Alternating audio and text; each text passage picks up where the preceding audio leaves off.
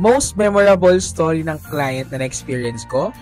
So, 5 years ago, I had this referral from my existing client. Of course, syempre, I chatted this person and then we agreed to meet sa Festival Mall sa South. And then, upon meeting up, kasama niya yung wife niya and yung isa niyang anak. And that day, I had a presentation sa kanila. Discuss. It's a VUL plan, technically, with riders. May critical illness na kasama, may hospital income benefit. But I was amazed. You know why? Because I did not expect, number one, they would get the plan and pay it annually. Through what? Through the money na naipon nila sa jar.